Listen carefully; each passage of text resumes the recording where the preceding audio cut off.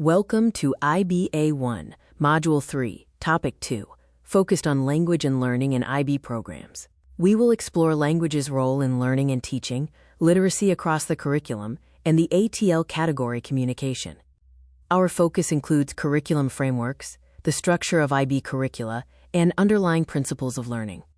This topic covers language's importance in IB programs, emphasizing its integration across all subjects. We discuss communication skills, bilingualism, and literacy, along with approaches to learning, or ATL, that help students become effective learners. We'll also examine the teacher's role in communication and the IB's language policy. Before we begin, it's highly recommended to read the IB document, Language and Learning in IB Programs. It offers a valuable summary of the IB's philosophy on language's role in learning and teaching. This module explores the crucial topic of language and learning in IB programs, covering the curriculum frameworks and principles that underpin the IB curriculum structure. Language is a required subject in all IB programs. The IB's learner profile emphasizes being a communicator. A central goal is for students to become proficient communicators across diverse contexts in at least 2 languages. Developing communication skills is the responsibility of all IB teachers.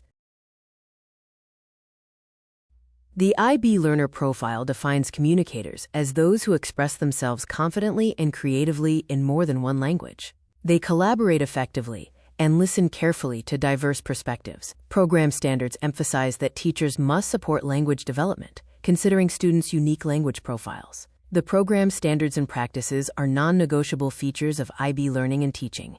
Language is vital for constructing meaning and supporting conceptual development, according to the IB. It is central to developing critical thinking, intercultural awareness, international mindedness, and global citizenship. As Richard noted, language wraps itself around, in, through, and between everything we teachers and learners do in the classroom. Subtractive bilingualism often replaces home languages, but the IB champions additive bilingualism to extend linguistic repertoires. Supporting mother tongue languages is a requirement for authorization and evaluation. Schools demonstrate this support in various ways, such as offering language courses or providing resources for extracurricular activities.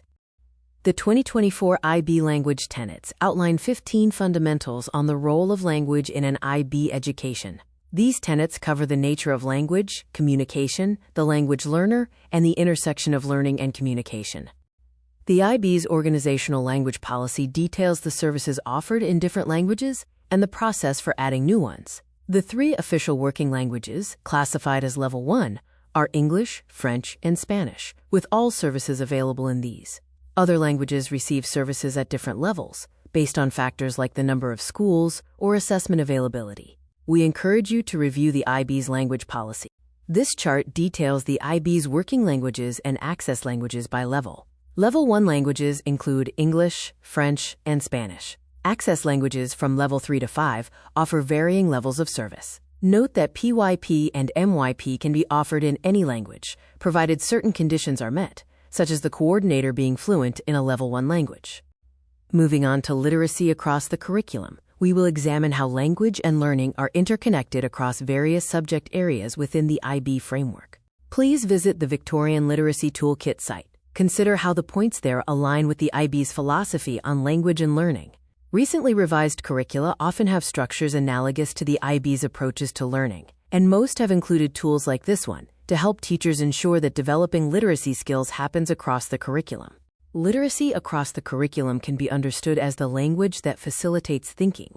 Every subject requires students to perform different language jobs or functions. Examples include science students moving from description to explanation and justification, or humanities students analyzing and evaluating before arguing. Students not only learn content but also the, quote, texts specific to each subject. For example, science requires lab reports and data commentary, while humanities involves source analysis and argumentative essays. Each discipline has unique text types, emphasizing the importance of teaching literacy across the curriculum.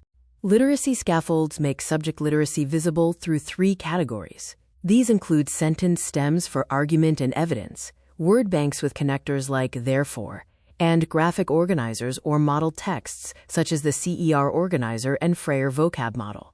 Now we shift our focus to approaches to learning, or ATL, specifically communication. This section is IBA1, Module 3, Topic 2, and centers on curriculum integration and language as key learning outcomes. The nature of the approaches to learning skills are grounded in the belief that learning how to learn is fundamental to a student's education. 5 categories of interrelated skills support students to become self-regulated learners, developed through both implicit and explicit opportunities. IB programs aim to create autonomous learners.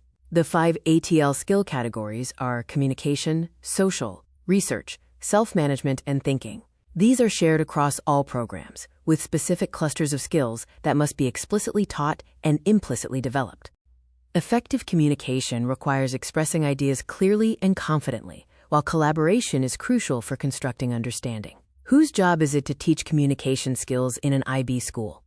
We have developed a survey to assess how well you build communication skills in your practice, using the Diploma Program Reflection Tool. The ATL skills are explicitly taught and implicitly developed through classroom interactions and assessments.